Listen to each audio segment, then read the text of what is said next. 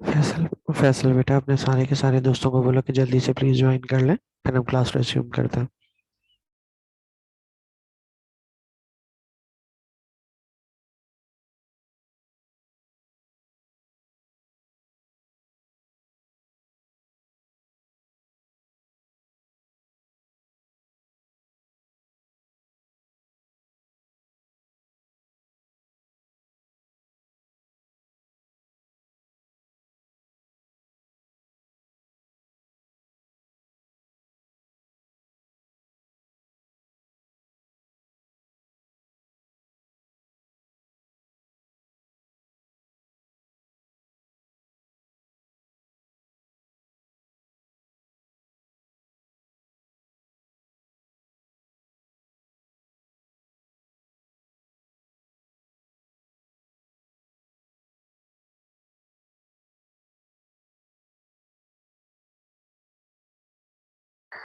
आप सब लोग अपने तमाम के तमाम दोस्तों को बता दें कि ओल्ड लिंक से ही ज्वाइन करना है, कोई न्यू लिंक नहीं है, ओल्ड ही लिंक है जो कि हम यूज करेंगे।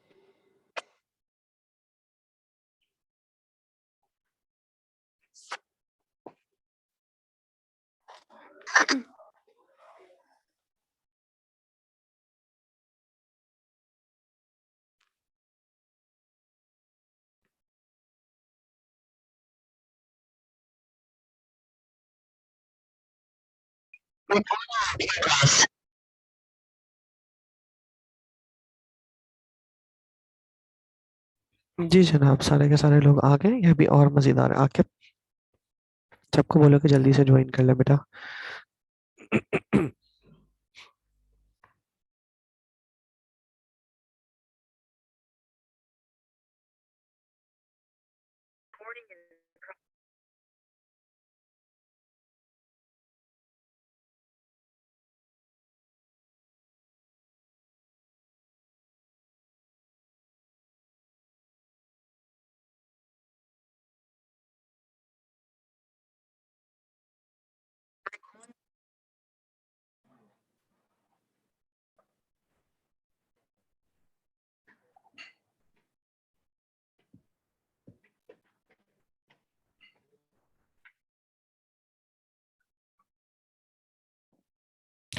ओके जी, let's resume our discussion with back let's resume back our discussion जो कि हम लास्ट उसमें कह रहे थे।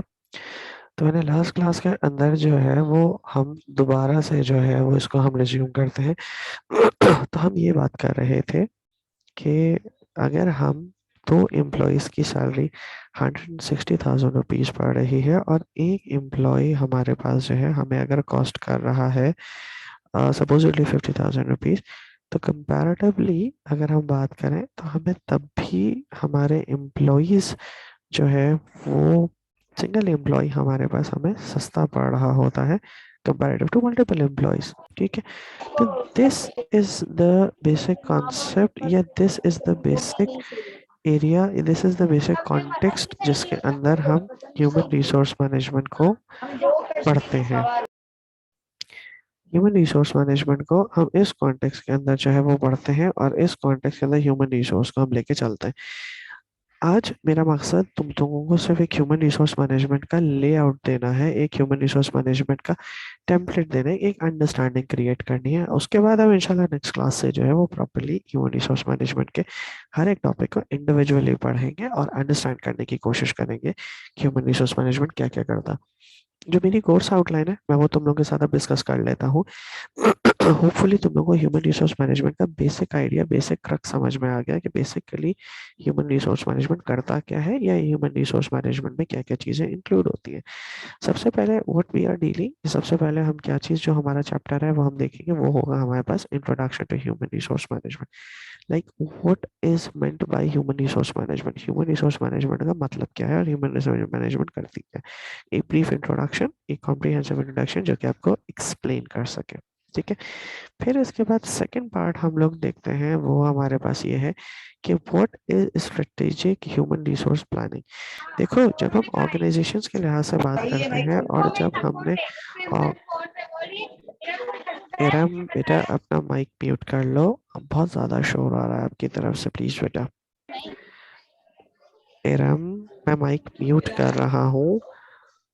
एरम बेटा आप एक काम करो, अगर आपको कुछ भी बोलना हो, कुछ भी आपको कहना हो, प्लीज हैंड रेस कर लो सो दैट मुझे पता चल जाए और मैं आपसे वो सवाल पूछ लूँ, बिकॉज इस तरीके से बहुत ज्यादा डिस्टॉर्शन आ रही है आपकी तरफ से। प्लीज, थैंक यू बेटा। ओके, सेकेंड पार्ट जो हम डिस्कस करेंगे वो ये करेंगे कि ह्यूमन रिसोर्स मैनेजमेंट क्या प्लान करता है, किस तरीके से ह्यूमन रिसोर्स प्लानिंग करता है और वो प्लानिंग स्ट्रेटेजिकली किस तरीके से होती है। अब स्ट्रेटेजिक प्लानिंग का मतलब ये होता है कि how you actually contribute, yeah, how you actually plan to contribute within the profitability of the organization। इसके बाद हम जो आगे करेंगे वो हम करेंगे जॉब एनालिसिस और जॉब डिजाइन की स्टडी। जॉब एनालिसिस और जॉब डिजाइन की स्टडी क्या होती है, लाइक एक एम्प्लॉय जो कि ऑर्गेनाइजेशन के अंदर आ रहा है वो क्या करेगा आके। एक सवाल है ना, मतलब अगर पता ही कोई ना हो कि किसने आके क्या करना है और क्या नहीं करना है तो एक हैप्पैजार्ड chaos मच जाएगा। किसी को समझ ही कोई नहीं आएगा कि जी अच्छा ये एम्प्लॉय आ गया, इस एम्प्लॉय ने करना क्या है। ठीक है, तो आपका बेसिकली ह्यूमन रिसोर्स मैनेजमेंट आपको बताता है कि जी ये पर्टिकुलर एम्प्लॉय इस पर्टिकुलर पोजीशन के ऊपर काम करेगा और इस पोजीशन पे आके ये पर्टिकुलर बंदा इस जगह पे ये काम करेगा। ठीक है। अच्छा, मुझे सॉरी मैं अपनी बात इंटरप्ट कर रहा हूँ। मुझे बताओ आप लोगों का सेक्शन कौन सा है, मतलब आपकी क्लास कौन सी है सेक्शन 8 और प्रोग्राम कौन सा है। BS commerce. BS commerce, section A. एक मिनट, ओके। तो हम फिर हम जो है वो जॉब डिज़ाइन के अंदर देखते हैं। जॉब डिज़ाइन के अंदर देखने का मतलब ये है कि हम ये कहते हैं कि हमारे पास एम्प्लॉयज़ जो है वो क्या काम करेंगे। फिर सेकेंडली क्या काम करेंगे के साथ साथ हम ये भी पूछते हैं कि जी साथ साथ हमें किस तरह का बंदा चाहिए। अब यहाँ पे मैं एक सवाल आप लोगों से पूछता हूँ कि एक अकाउंट्स की पोजीशन के ऊपर क्या इंजीनियर काम कर सकता है। मेरा सवाल है आप लोगों से, क्या क्या नो एक सर, अकाउंट्स इंजीनियर क्यों क्यों नहीं कर सकता, क्यों नहीं कर सकता। उसको नॉलेज ही नहीं है अकाउंटिंग की, तो वो कैसे कर पाएगा। यस, उसके पास नॉलेज नहीं है, उसके पास एक्सपर्टीज नहीं है, उसके पास वो बेसिक एलिजिबिलिटी है, वो बेसिक क्राइटेरिया, वो बेसिक स्किल्स मौजूद नहीं है। इसका मतलब ये है अकाउंट्स की पोजीशन के लिए आपको एमबीए या अकाउंट्स का बंदा चाहिए। ठीक है, इंजीनियरिंग की पोजीशन के ऊपर आपको वो बंदा चाहिए जो कि इंजीनियरिंग जानता है, जो कि इंजीनियरिंग करता। राइट या रॉन्ग। राइट। राइट, तो दिस मीन्स कि हमें हर एक जॉब के लिए स्पेशलिस्ट चाहिए। उस स्पेशलिस्ट डिफाइन करना जॉब एनालिसिस और जॉब डिजाइन का पार्ट होता है, जो कि एचआर का सिग्निफिकेंट एलिमेंट होता है। आपने सबसे अब इसको हम एक ऑर्गेनाइजेशन के लिहाज से लेकर चलते हैं। सबसे पहले आपने अंडरस्टैंड कर लिया कि एक ऑर्गेनाइजेशन क्या, उस ऑर्गेनाइजेशन में ह्यूमन रिसोर्स क्या होती है। ये हमारा पहला चैप्टर है जिसको हम नाम देते हैं इंट्रोडक्शन टू ह्यूमन रिसोर्स। दूसरा पॉइंट, कौन सी पोजीशन होगी हमारी ऑर्गेनाइजेशन के स्ट्रक्चर में, कौन कौन सी पोजीशंस मौजूद होंगे और उस पोजीशन पे किस तरह के लोग आके काम करेंगे। इस चीज के डेवलपमेंट को हम कहते हैं जॉब डिजाइन और जॉब एनालिसिस।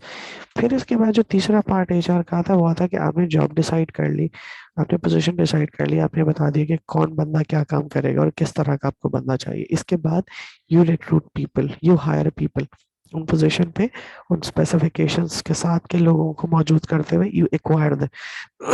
आप उनको अपनी आप बहुत सारे लोगों के अंदर एडवर्टाइजमेंट दोगे, एडवर्टाइजमेंट देने के बाद लोगों को टेस्ट कंडक्ट करोगे, टेस्ट कंडक्ट करने के बाद इंटरव्यूज लोगे और इंटरव्यूज लेने के बाद यू विल डिसाइड कि जी कौन सा बंदा आपकी पोजीशन के लिए सूटेबल है। जो बंदा आपकी पोजीशन के लिए सूटेबल होगा उस बंदे को अपॉइंटमेंट लेटर दोगे। अपॉइंटमेंट लेटर के अगेंस्ट में वो बंदा उस पोजीशन के ऊपर जाके जो है वो काम बैठेगा और बैठ के वहां से काम करेगा। That means recruitment, selection, onboarding, ये आपका तीसरा चैप्टर है, चौथा चैप्टर है टू बी एग्जैक्ट, ठीक है। फिर इसके बाद आप उसको प्लेस करो, सेलेक्ट करोगे, प्लेस करोगे और प्लेस करने के बाद उसको ऑनबोर्डिंग कराओगे, ज्वाइनिंग कराओगे और ज्वाइनिंग कराने के बाद उसको उस पर्टिकुलर पोजीशन पे काम करोगे। अब अगला इसके बाद चैप्टर ये है कि जब आप एक पोजीशन पे एक बंदे को बिठाते हो और बिठा के वो काम करना स्टार्ट करता है तो आप उस काम का क्या करोगे, आप उसको साल के बाद इवेल्युएट करोगे। एक साल के बाद इवेल्युएट करोगे कि whether you have, whether that particular person has complied या whether that particular person has achieved all those targets जो कि आपके जॉब स्पेसिफिकेशन, जो कि आपकी बिजनेस परफॉर्मेंस के लिए रिक्वायर्ड थे। जिस तरह आप लोग वो सारे के सारे आप तमाम के तमाम लोग क्लासेस में पढ़ते हो, पढ़ने के बाद क्या करते हो, साल के आखिर में या सेमेस्टर के आखिर में आपके एग्जामिनेशंस होते हैं। What are those examinations? Those examination are basically part of the performance evaluation. आप लोगों की परफॉर्मेंस को एवेल्युएट कर रहे होते हैं, ठीक है। तो इसी तरीके से ऑर्गेनाइजेशन में परफॉर्मेंस एवेल्युएशन होती है। तो हम मजीद फर्दर पढ़ेंगे व्हाट इज परफॉर्मेंस एवेल्युएशन। अब परफॉर्मेंस जब हम इवेल्युएट करते हैं तो परफॉर्मेंस एवेल्युएट करने के बाद हमारे पास एक स्टेप और आता है। अगला स्टेप हमारे पास क्या आता है, हमारे पास अगला स्टेप ये आता है कि हम में से हर कोई हर फील्ड के लिए तो एक्सपर्ट नहीं है ना, और हम अपनी फील्ड के अंदर जो फील्ड हम काम कर रहे हैं, जिस फील्ड के अंदर हम लोग जो भी जिस फील्ड में भी काम कर रहे हैं उस फील्ड के अंदर हम लोग जो है वो परफेक्टली जो है वो उसको तो वर्कआउट नहीं कर पा रहे हैं। मतलब हमारी कुछ वीकनेसेस भी हैं। हम जिस तरीके से आप लोग, आप हर कोर्स के अंदर अच्छे मार्क्स नहीं ले पाते, कुछ कोर्सेज के अंदर आपके कम मार्क्स आते हैं, कुछ कोर्सेज में आपके ज्यादा मार्क्स आते हैं। वही सेम चीज जो है, एक मिनट, जस्ट 1 मिनट, सेकेंड, एक minute, just 1 minute, I will be back after few minutes, just hold on.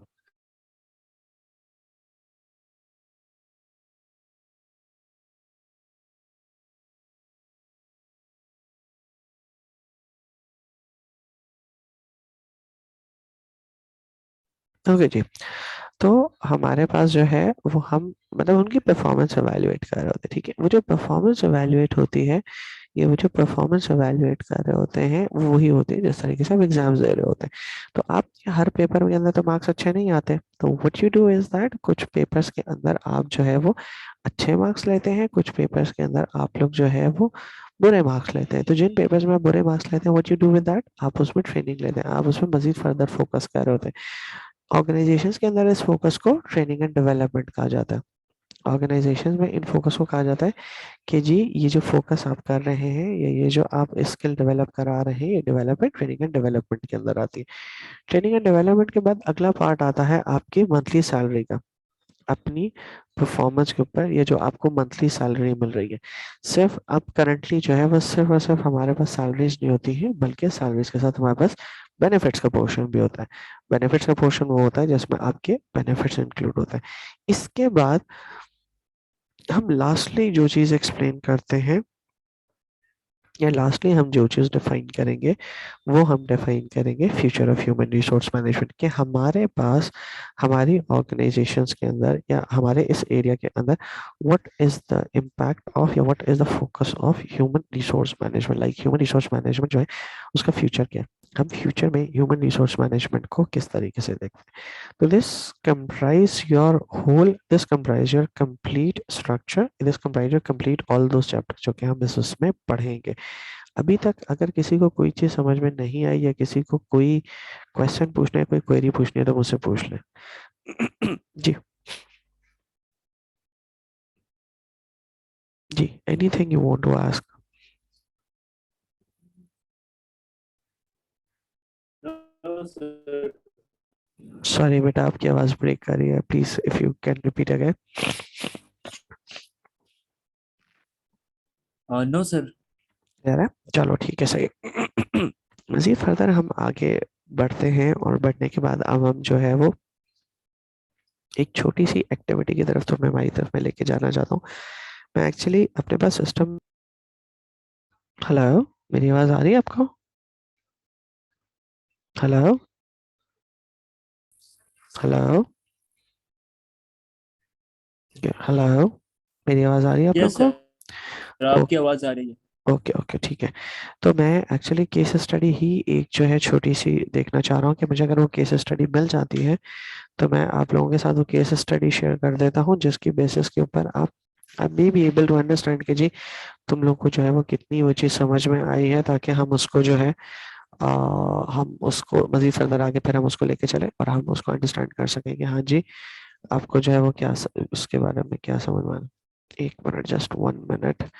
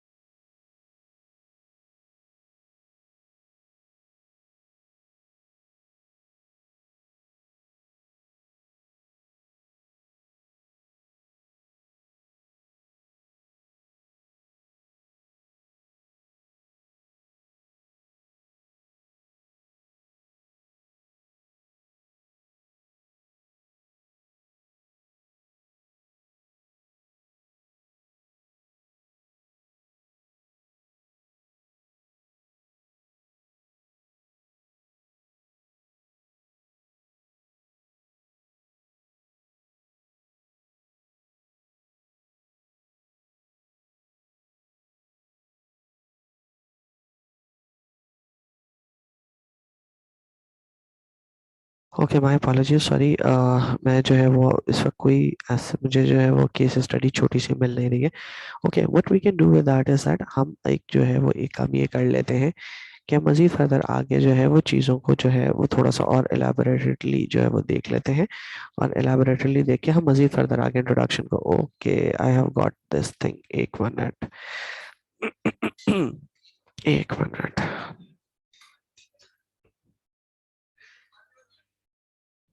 Sure.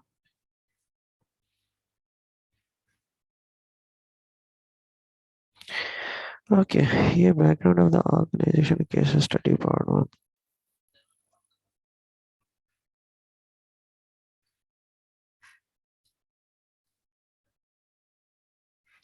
Okay, I'm sharing it with my screen, और ये केस स्टडी का पहला क्वेश्चन है। बेसिकली केस स्टडी का पहला part है, just review it. और इसमें एक्टिविटी ए के नाम से एक सवाल है। What you need to do is that उस एक्टिविटी ए का सवाल पढ़ के यू आंसर मी कि जी इस पर्टिकुलर केस स्टडी में कहा क्या गया है, या इस पर्टिकुलर केस स्टडी का मतलब क्या है। Okay, I am sharing my screen with you people. Okay जी, मेरी स्क्रीन विजिबल है आप लोगों को? मतलब can you people see my screen? मेरी स्क्रीन देख सकते हो आप लोग? Yes sir. ओके, ये एक छोटी सी केस स्टडी है, ये हाईलाइटेड आपके सॉरी, हाईलाइटेड ज्यादा हो गया है। केस स्टडी पार्ट 1 टिल यहाँ तक, ये एक case study, read it and just answer me this question. ये हाईलाइटेड आपके पास आ रही है एक्टिविटी, ये जो मैंने हाईलाइट की है, ये आपको नजर आ रही है जो मैंने हाईलाइट किया बेटा? Yes, sir. Okay, you got 5 minutes, इसको पढ़ो और सिर्फ इस सवाल का जवाब दो कि what your answer will be for this question. जी, योर टाइम स्टार्ट्स नाउ।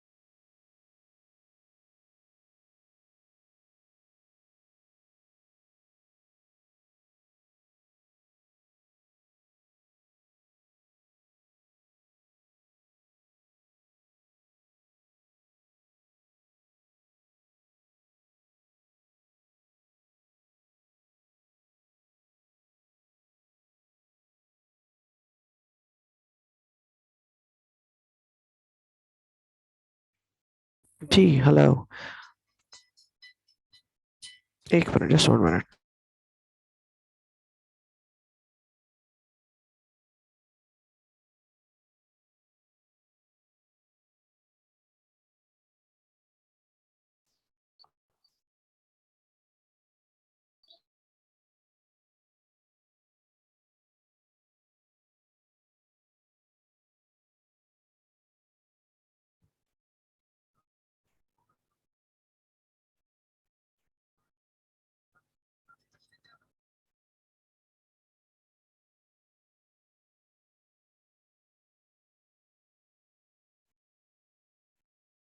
जी हेलो, पढ़ लिया आप सब लोगों ने इसको? ये पार्ट 1 आपने पढ़ लिया इसका कि ये क्या, इसमें जो है वो सर क्या क्या लिखा? जी जी, स्क्रीन शो नहीं हो रहा अभी, स्क्रीन अभी शो नहीं हो रहा। एक मिनट, स्क्रीन शेयर नहीं हो रही, एक मिनट रुकिए। ओके, अब शेयर हो रही है, अब शेयर हो रही है।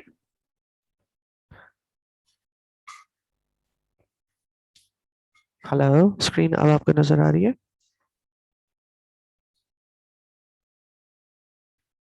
यस सर, अब शो हो रही है। ओके ठीक है, just answer this question based on the information you have to take, what do you think the key priorities should B?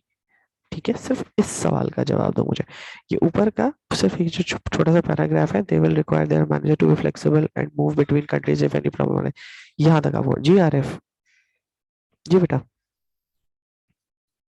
Sir basically first priority तो इनकी ये होनी चाहिए कि जो हम्म। इनके एग्जिस्टिंग मैनेजर्स हैं, अच्छा, पहले एक ठीक मिनट है। एक मिनट एक मिनट एक मिनट, आंसर देने से पहले मुझे ये बताओ, इस केस स्टडी में तुम्हें समझ क्या है? इस पार्ट में वो बताना क्या चाह रहे हैं, या ये पार्ट है किस चीज से रिलेटेड? Yes sir.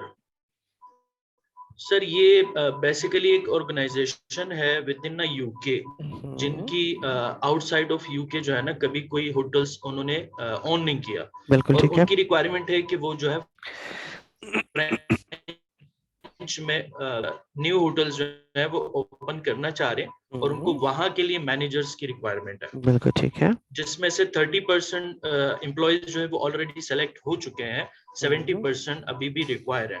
ठीक है, बिल्कुल ठीक है। इसमें प्रॉब्लम क्या इनकी है? फर्स्ट इसमें प्रायोरिटी। पहला पहला जी पहला मुझे पॉइंट ये बताओ, पहली चीज मुझे ये बताओ, इसमें तुम्हें प्रॉब्लम क्या नजर आ रहा है? मतलब being a member of the business, या being an organisation, being HR of the organisation, अगर तुम्हें ह्यूमन यस रिसोर्स के लिहाज से पूछूं, तो मुझे बताओ इसमें प्रॉब्लम कहाँ है? सर लैंग्वेज का सर। प्रॉब्लम है। नहीं नहीं नहीं नहीं, देखो दो अलग अलग बातें। लैंग्वेज का प्रॉब्लम तो छोड़ दो, सबसे प्राइमरी प्रॉब्लम क्या है?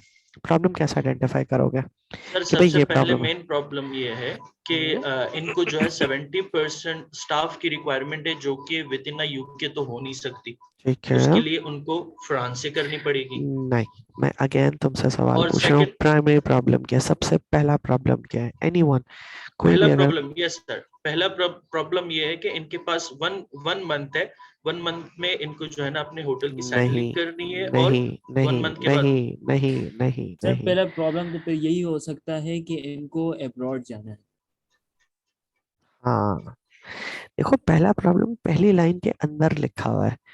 सबसे मेजर प्रॉब्लम इस बिजनेस का ये है, वो बिजनेस बहुत अच्छा कर रहे हैं, लेकिन जो सबसे बेसिक प्रॉब्लम है वो ये है, उनको एक्सपेंड करके अब यूके से बाहर जाना है। ये सबसे पहला प्रॉब्लम है, ये सबसे मेजर प्रॉब्लम है। मतलब आप अपने इंटरनल बिजनेस में, आप अपनी इस वक्त एग्जिस्टिंग पोजीशन पे you are too strong, agreed.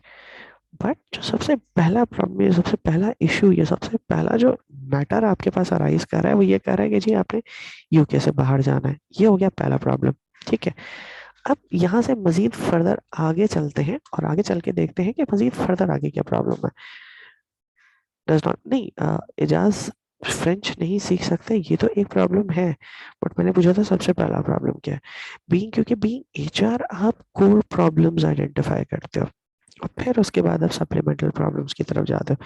तो सबसे पहला प्रॉब्लम जो इसके इस स्टडी के अंदर आइडेंटिफाई हुआ, वो ये आइडेंटिफाई हुआ कि जी आप विद इन यूके तो एक्सपर्ट है, आप विद इन यूनाइटेड किंगडम्स तो आप बेहतरीन है, but now you have to go abroad, now to have to expand the business. ठीक है, यहाँ से आपको एक और चीज समझ में आई, एक और चीज आपके जहन में आई, एक और आपने इंटरप्रिटेशन की कि जी जो भी ये बिजनेस है, जो भी ये बिजनेस हो रहा है, ये इस बिजनेस की स्ट्रैटेजी ये है कि ये बिजनेस को एक्सपैंड कर रहे हैं, ये बिजनेस को यूके से बाहर लेके जा रहे हैं। तो आपकी बिजनेस स्ट्रैटेजी क्या हुई सबसे पहले, that your business is being expanded. क्या हो रहा है, आपका बिजनेस बढ़ रहा है। कहाँ एक्सपेंडेड हो रहा है, फ्रॉम यूके। इनिशियली यूके में था और अब वो यूके से आगे की तरफ बढ़ रहा है। अब इसके बाद उन्होंने सेकंड बात ये कही, and has hired a team of independent management consultants. आगे बढ़ने से पहले हमेशा आपको अंडरस्टैंड करना पड़ता है कि जी मार्केट किस तरीके से होती है। आपको अंडरस्टैंड करना पड़ता है कि बाहर के लोगों की क्या लाइक्स हैं, आपको अंडरस्टैंड करते हैं बाहर के लोगों की क्या डिसलाइक्स है। सपोज मैं अगर तुम लोगों से एक सवाल पूछूं, अगर तुम में से कोई भी, मतलब अगर मैं, मी माई सेल्फ, तुम्हारे से उल्टे हाथ से हाथ मिलाऊं, तो तुम लोग मुझे, तुम मुझसे हाथ मिलाओगे तुम लोग, या तुम लोगों में से कोई मुझसे हाथ मिलाएगा? हाँ या नहीं? No sir. नो, क्यों? नो सर, क्यों? कि सर हाथ तो सीधे हाथ से मिलाया जाता यस, है, सलाम तो सीधे हाथ यस, से। बिल्कुल ठीक कह रहे हो, बिल्कुल राइट। मुझे ये पहला चीज, डाउट हो रहा है सर। यस बिल्कुल जलाल, बिल्कुल सही कह रहे हो। लेकिन आपको पता है फ्रांस में उल्टे हाथ से हाथ मिलाया जाता है। फ्रेंच में कभी भी सीधा हाथ से हाथ नहीं मिलाया जाता, हमेशा उल्टा हाथ मिलाया जाता है। अब बताओ, अब कहाँ गए मैनर्स, कहाँ गए एथिक्स, कहाँ गया सारी की सारी चीजें। तो this is where the problem lies, कि first we have to understand the culture, first we have to understand the dynamics, first we have to understand the business in short. ठीक है, अब बिजनेस में इसके ऊपर लेके चलते हैं। जो तुम्हारा टोबैको है, तंबाकू, हम सिगरेट, तो तुम में से शायद कुछ लोग पीते होंगे। ठीक है, मैं नहीं पूछता अभी फिलहाल, अज्यूमेबली ऐसे कि हाँ जी सिगरेट तुम में से कुछ लोग पीते हैं, मतलब तुम में से लोग सिगरेट पीते हैं। ठीक है, बिल्कुल ठीक है, जबकि सिगरेट के पैकेट के ऊपर लिखा होता है इंजीरियस टू हेल्थ, गवर्नमेंट की तरफ से लिखा हुआ होता है, लेकिन फिर उसके बावजूद लोग सिगरेट पी रहे होते हैं। Is it a good thing और अ बैड थिंग? सिर्फ मुझे ये बताओ। Bad thing. बैड है, चलो ठीक है मान लिया। अगर बैड है फिर भी प्रोड्यूस हो रही है, क्यों? अगर बैड है तो सिगरेट को नहीं प्रोड्यूस होना चाहिए ना, फिर सिगरेट क्यों सर प्रोड्यूस हो रही एक हॉबी बन गई है। है? एक हॉबी बन गई है, इसका मतलब ये इट्स अ बिजनेस, बिजनेस बन गया। ठीक है, एज यस पर सर। लॉ, अब सुनो आगे सुनो, एज पर लॉ पाकिस्तान के अंदर सिगरेट के एड्स टीवी के ऊपर चलाना बैन है। ठीक है, ये चीज तुम लोगों को पता होगी अगर तुम लोग सिगरेट प्रोड्यूसर हो, और तुम्हें अगर ये चीज नहीं पता कि गवर्नमेंट ने बैन किया हुआ है, और तुम लोग इस तरीके से करो, मतलब एडवर्टाइज करना शुरू कर दोगे, तो तुम पे पेनल्टी हिट हो जाएगी। ठीक है, यही सब चीजें कंपनीज को अंडरस्टैंड करने की जरूरत है, इस कंपनी को भी ये सब चीजें अंडरस्टैंड करने की जरूरत है। तो इसने इन सब चीजों को अंडरस्टैंड करने के लिए क्या किया, इंडिपेंडेंट कंसल्टेंट रखा। वो इंडिपेंडेंट कंसल्टेंट क्या करेगा, वो इंडिपेंडेंट कंसल्टेंट नई मार्केट में जहाँ पे आपको जाना है उस मार्केट के बारे में आपको सारी के सारी डिटेल देगा, सारी के सारी चीजें देगा। ठीक है, अब वो सारी के सारी जो चीजें देगा वो किस बेसिस पे देगा, आपके डेटा के ऊपर। मतलब आप उसे अपना डेटा प्रोवाइड करोगे बिंग कंपनी कि जी मेरे पास ये रिसोर्सेज मौजूद है, ये चीजें मौजूद है, अब इसकी बेसिस पे मुझे बाहर जाना है, मुझे बताओ क्या करना है। कंसल्टेंट उसको एवेल्युएट करेगा और एवेल्युएट करने के बाद बताएगा कि जी आपकी कितनी पॉसिबिलिटी है बाहर जाने की और कितनी पॉसिबिलिटी नहीं है बाहर जाने की। ठीक है, अब हमने कंसल्टेंट को क्या डेटा दिया, कंसल्टेंट को आपने ये डेटा दिया कि जी मेजोरिटी आपके जो एग्जिस्टिंग मैनेजर्स हैं वो सारे के सारे मेजोरिटी ये चाहते हैं कि जी उनको बाहर काम करने का मौका दिया जाए। मतलब मेरी क्लास में आप सब लोगों को मिला के 35 लोग हैं, तो 35 के 35 लोग ये चीज चाहते हैं कि जी हम बाहर जाके काम करें। पहला सवाल, is it a good thing और अ बैड थिंग? सर ये बैड। बैड क्यों? क्यों? Sir good bad. एजेंट भी इंक्रीज है हमारे। जी सॉरी, हेलो। सर जी गुड सर। है। अच्छा चलो ठीक है, चलो let's not decide, it's way too early to write this thing right now, या way too early to conclude this thing right now कि जी गुड है बैड है। हम इसको सपोजिट ले लेते हैं, हाँ जी ठीक है, बहुत सारे लोग काम करने के लिए बाहर जाते हैं। अगला सवाल, मतलब जो अगला कैरेक्टरिस्टिक होता है, किसी को भी फ्रेंच नहीं आती। मेरे पास लोग विलिंग है बाहर जाने के लिए, यूके से बाहर निकलने के लिए, लेकिन पूरी दुनिया के अंदर सबको ये चीज मालूम है कि यूरोप के अंदर सेकंड मोस्ट, बल्कि कुछ एरियाज में तो फर्स्ट मोस्ट जो प्रायोरिटाइज्ड लैंग्वेज है दैट्स फ्रेंच। अब बंदों को यूके से बाहर जाना है लेकिन उनको फ्रेंच नहीं आती, मसला फंस गया आके। अब जब मैं इसको लेके बात करता हूँ तो मैं ये कहता हूँ कि यार ये एक प्रॉब्लम है। प्रॉब्लम क्यों है? क्योंकि लोगों ने जाना है, मुझे बाहर बंदे चाहिए, बट मेरे लोगों को, मेरे एग्जिस्टिंग लोगों को फ्रेंच नहीं आती। इन दो पॉइंटर्स ने एक चीज तो क्लियर कर दी, और वो ये क्लियर कर दी कि आपने या तो अपने लोगों को फ्रेंच की ट्रेनिंग करानी पड़ेगी आपको, या आपको वो लोग हायर करने पड़ेंगे जिन लोगों को फ्रेंच आती हो। राइट? राइट या रॉन्ग? Yes sir. यस ठीक है, सर। चलो हम और मजीद आगे चलते हैं, हम और मजीद इससे आगे की बात करते हैं। तीसरा जो हमारा कैरेक्टरिस्टिक जो हमने अपने अपनी कंपनी के लोगों का शेयर किया वो ये क्या, they will allow 4 weeks of to rebrand the hotel. The new hotel must be ready to open after that time. जो नया होटल आप यूके से बाहर खोलने के लिए जा रहे हैं वो 4 हफ्तों के अंदर अंदर बनेगा। ठीक है, ये अब उस जगह की क्लॉज है जहाँ पे आपको होटल बनाना है। 4 हफ्ते के अंदर अंदर आपको होटल खड़ा करना है और होटल को रेडी रखना है कि वो खुलने के लिए तैयार हो जाए। अब ये मेरे लिए एक तीसरा प्रॉब्लम है। क्यों प्रॉब्लम है? क्योंकि अब मुझे वो बंदे चाहिए होंगे, वो रिसोर्सेस चाहिए जो कि उस जगह पे जाके उस जगह की नॉलेज, उस जगह की नोहा, उस जगह की टेक्निकलिटी, उस जगह की कंस्ट्रक्शन, उस जगह की चीजों को जानते हो। क्योंकि जब वो सारे के सारी चीजें जानेंगे तभी तो वो 4 हफ्ते में होटल बनाएंगे, वरना 4 हफ्ते में होटल कैसे बन सकता है? ठीक है, अगला point, they expect to recruit large number of staff from one of the new French hotel because more than 70% of people from the acquired organization left. यहाँ पर आके अब आपको मजीद अगली बात पता चली कि जी एग्जिस्टिंग ऑर्गेनाइजेशन ये कह रही है कि जी हमने होटल को बाहर तो कर लें, लेकिन हमारे पास एग्जिस्टिंग जो 70% लोग थे उस ऑर्गेनाइजेशन जो हमने एक्वायर किया छोड़ के हमें चले गए, सिर्फ 30% लोग रह गए। ठीक है, अब मजीद फर्दर आगे चलते हैं। They will require their manager to be flexible between countries. मतलब मैनेजर जो है वो फ्लेक्सिबल हो। फ्लेक्सिबल होने का मतलब ये है कि वो इधर भी काम करे, यूके के कंट्री में भी काम करे और दूसरे कंट्रीज में भी काम करे। अब मेरा सवाल तुम लोगों से, इस लास्ट पॉइंट को पढ़ने के बाद मुझे ये बताओ, जो तुम्हारा पहला पॉइंट है वो पॉजिटिव है या नेगेटिव है? ध्यान से जवाब देना, मैं सवाल रिपीट कर रहा हूँ। लास्ट पॉइंट को पढ़ने के बाद अब आप मुझे ये बताइए कि जो पहला पॉइंट था ये पॉजिटिव था ऑर्गेनाइजेशन के लिए, नेगेटिव है? जी सर नेगेटिव है। नेगेटिव है, ठीक है। पॉजिटिव है, अफीफा ने कहा पॉजिटिव है। नेगेटिव किसने कहा? मुझे अपना नाम बता दो प्लीज। सर मैंने कहा आरिफ। सर नेगेटिव है। आरिफ, नेगेटिव है, ठीक है। जी 29 स्टूडेंट्स है, सिर्फ 2-3 लोगों की मुझे आवाज आ रही है, बाकी सर नेगेटिव है ये पॉइंट। नेगेटिव है। ये नेगेटिव। नेगेटिव है, ठीक है। और what else, who else? Wahab negative है, पॉजिटिव है? सर नेगेटिव है। नेगेटिव। अक्सा नेगेटिव है, पॉजिटिव है? अक्सा नेगेटिव है पॉजिटिव है बेटा? दुआ नेगेटिव है पॉजिटिव है बेटा? इरम नेगेटिव है पॉजिटिव है? हाफिज हसन नेगेटिव है पॉजिटिव है? हमजा नेगेटिव है पॉजिटिव है? जी all these people Sir, negative. Negative है।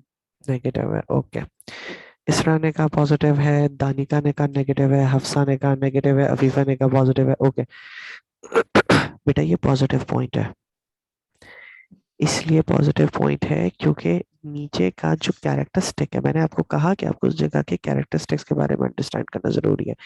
वहां का कैरेक्टरिस्टिक ये है कि आपको दोनों कंट्रीज के बीच में मूव करना है।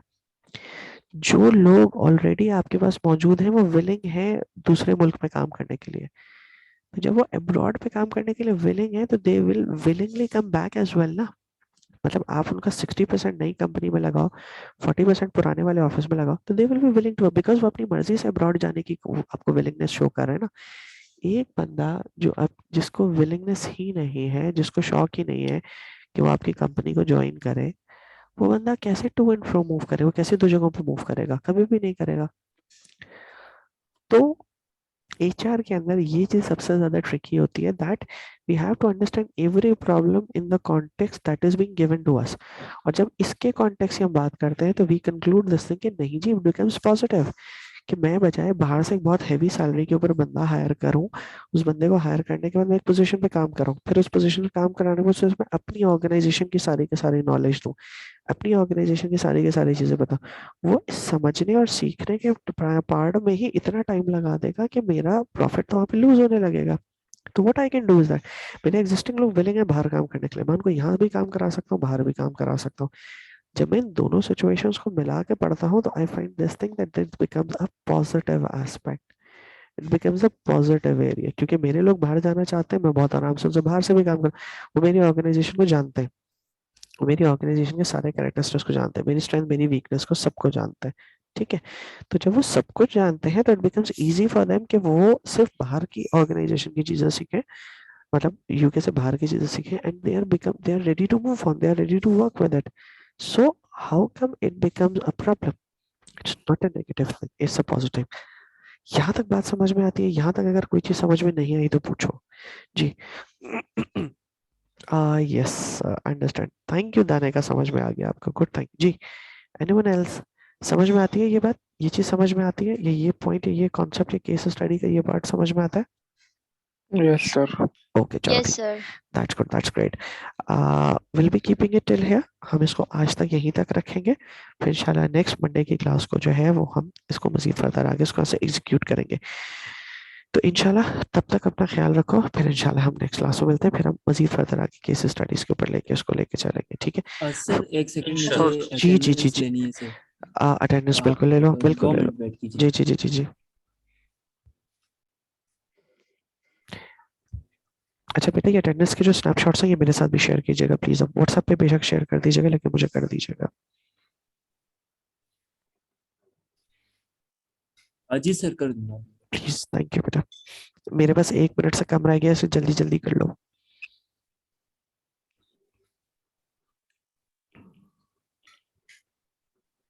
जी सर, हो गए।